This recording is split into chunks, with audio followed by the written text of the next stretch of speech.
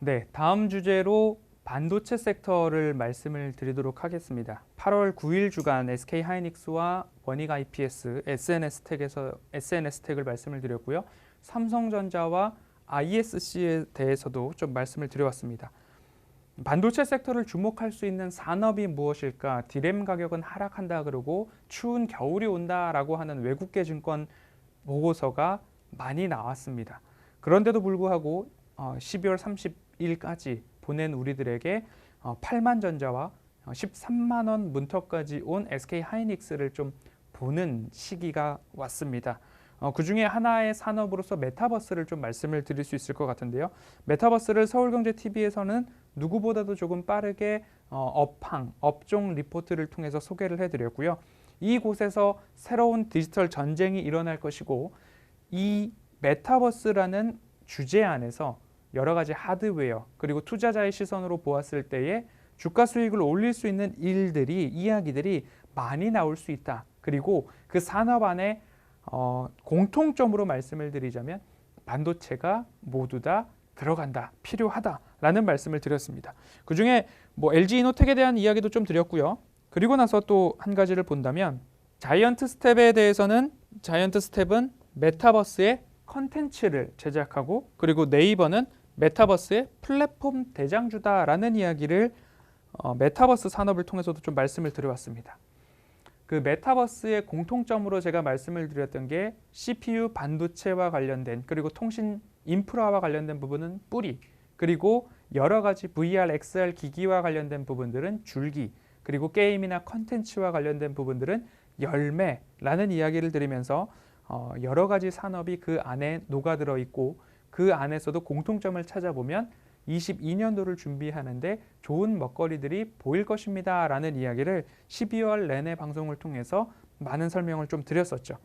반도체 섹터의 최근 흐름들을 말씀을 드려보면 코스피에서 매도가 나오기 시작을 했습니다. 그럴 때 결국 개인들의 매도가 나오니까 주가가 오른다라는 이야기도 좀 방송을 통해서도 좀 말씀을 드렸죠.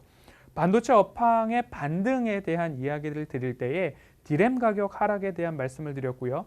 주가는 디램 가격에 선행하는데 적어도 6개월여 정도 선행을 한다라는 말씀을 좀 드렸었습니다. 그래서 내년도 상반기, 내년도 2분기 말 정도 되면 디램 가격 하락이 마무리될 것이다 라는 이야기를 11월, 10월부터 10월, 11월부터 좀 말씀을 드려왔습니다. 그리고 나서 결국 반등에 대한 이야기들이 좀 나왔는데요. 반도체 섹터가 들어가는 부분, 반도체가 필요한 부분 여러 가지가 있을 수 있죠. 휴대폰에도 들어가고요. 그리고 서버에도 들어가고요. 여러 가지 수요처들이 있는데 결국 그 수요처들이 여러 가지 산업, 그 중에서도 메타버스 산업에 필수적으로 들어간다라는 부분들을 여러 가지로 좀 설명을 드려왔습니다. 그래서 앞으로 반도체 섹터는 어떻게 될 것인가에 대한 이야기들이 종종 나오고 있습니다. 차트를 한번 보면서 SK 하이닉스를 중심으로도 한번 말씀을 드려보도록 하겠습니다. SK 하이닉스를 차트상 저위험 구간에 대한 이야기를 드릴 때에 이러한 라인을 좀 그으면서 말씀을 드려왔습니다.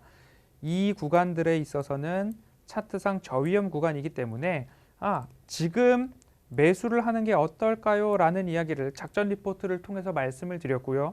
그 이후 10만 원 미만 앞자리가 9일 때 말씀을 드린 이후에 13만 원 문턱까지 주가 상승을 좀 보여왔습니다. 그리고 마찬가지로 삼성전자도 7만 전자 문턱에서 SK 하이닉스와 함께 좀 말씀을 드렸습니다. 그 이후에 다시 한번 주가의 상승이 좀 보여지는 모습들이 나왔고 최근 8만 전자로 복귀를 한 모습들까지도 확인이 가능한 구간입니다. 앞으로 주가에 대해서는 잠시 쉬어갈 수는 있겠지만 여러 가지 정황상 반도체 관련된 기업들의 주가는 지금의 추세를 너무 이탈하지는 않고 보다 우상향할 수 있는 여건들이 마련되고 있다라는 말씀을 좀 드리면 결국엔 메모리 반도체와 비메모리 반도체 모두 다 이제는 재고 수준이 적어졌기 때문에 거기에 대한 공급이 앞으로 좀 더 확대될 수 있다. 그리고 또 한 가지 말씀을 드렸던 부분들은 DDR4가 가고 DDR5가 온다라는 말씀을 드리면서 세대 교체에 대한 이야기도 좀 드렸습니다. 그리고 신제품 출시와 함께 여러 가지 수요가 나타날 수 있기 때문에 이 반도체에 대한 부분들에 있어서는 긍정적인 견해를 유지해야 되고, 앞으로 반도체 섹터가 추가 상승이 나왔을 때는, 예를 들어서 SK하이닉스를 10만 원 미만 9만 원대에 매수를 했다라고 한다면 앞으로 한 차례 더 슈팅이 나왔을 때에 추세선을 그어놓고서 함께 고민을 해보는 시간을 기다려보는 것이 22년도 반도체 섹터를 보유하고 계신 분들의 전략이 되지 않을까라는 말씀을 드리면서, 노란톡 오픈 채팅방을 통해서도 추세선에 대한 공유들을 좀 드리고 있습니다.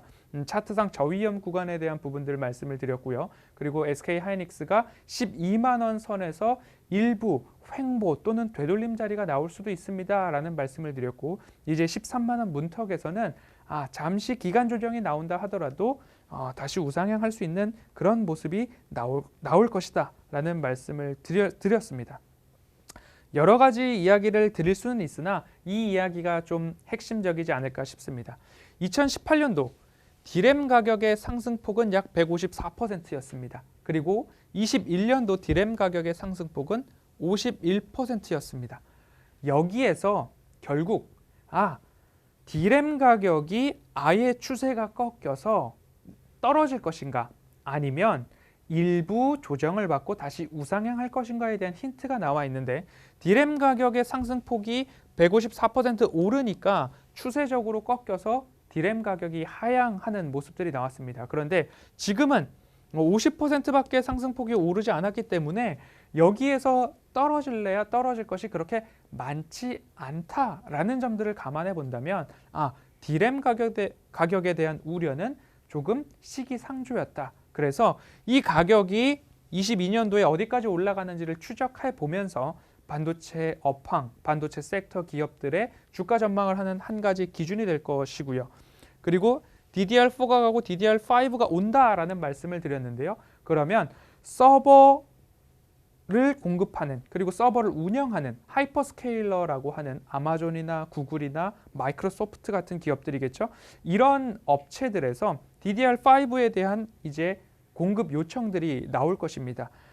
그러면 DDR5를 제조하는 기업 입장에서는 아무도 갖고 있지 않은 DDR5이기 때문에 이제 DDR5에 대한 가격 전략까지도 조금 우위에 올라설 수 있는 날이 온다. 그렇게 된다면 앞으로 DDR5 수요가 2년 내지 3년 이어질 수 있기 때문에 그 기간 동안 반도체의 새로운 사이클이 나올 수도 있다라는 점 참고를 해보시면 좋을 것 같습니다. 그리고 ISC를 말씀을 드리면서 이야기 드렸던 점들 중에 하나는 DDR3에서 DDR4로 전환되는 시기에 테스트 소켓의 가격이 약 30%가량 상승했습니다. 평균 판매 가격이라고 하는 ASP라는 단어를 보신 적이 있을 겁니다. 마찬가지로 DDR4에서 DDR5로 전환되는 이 전환기에도 테스트 소켓의 가격은 오른다. 그렇기 때문에 이 전환기의 수혜가 전망되는 기업들도 잘 살펴보셔야 됩니다 라는 말씀을 드리는데, 이 이야기는 앞으로 2년 내지 3년 동안 유효한 이야기이기 때문에 ISC 대표적으로 기업을 좀 꼽아드렸습니다. 이 기업에 대해서도 차트상 저위험 구간에서는 한 번씩 관심을 가져보셔도 좋겠다라는 말씀을 드립니다. 반도체의 또 다른 핵심을 말씀을 드리면 이 사진을 좀 주목해서 보셔야 됩니다. 메타버스에 대한 투자도인데요. 22년도에 이 그림을 기억하시면서 투자를 하신다면 많은 먹거리들이 여기 나올 것 같습니다. 메타버스라는 한 가지의 나무가 어떻게 구성되어 있냐면 반도체와 메모리 반도체, 5G 인프라가 근간, 뿌리로 잡혀 있고요. 그리고 줄기에는 VR, XR 기기, 서버 클라우드, 그리고 네트워크, 보안 시스템, 여러 가지 결제 시스템까지 있습니다. 그리고 열매로는 컨텐츠, 게임, 플랫폼 등이 열매로 자리 잡아 있는데, 이러한 것들이 우리 투자자의 시선으로 보았을 때는 어느 기업이 이러한 것들을 감당하고 있는가를 꼭 살펴보시면 좋을 것 같고요. 또 하나의 공통점은 메타버스와 자율주행, 로봇, 이 세 산업, 새 기술의 공통점은 반도체다라는 부분들을 좀 감안을 해보시면 좋을 것 같습니다. 이 메타버스 투자도에서 공통점으로 나오는 부분들 여러 가지가 될 수 있기 때문에 꼭 기억을 해보시면 좋을 것 같고요. 바이든 대통령이 반도체를 향해서 21세기 편자의 못이 반도체다라는 이야기를 좀 했습니다. 그만큼 반도체가 중요하고 산업에 필수적이다라는 부분을 좀 감안해 본다면 반도체에 대한 투자자의 관심은 그리고 수익을 보고 싶은 자금의 흐름은 이곳으로 몰릴 수 있다. 하지만 우리 개인 투자자들은 차트상 저위험 구간에 접근하려는 노력을 꾸준히 해야 된다라는 점을 꼭 기억을 해 주시면 좋을 것 같습니다.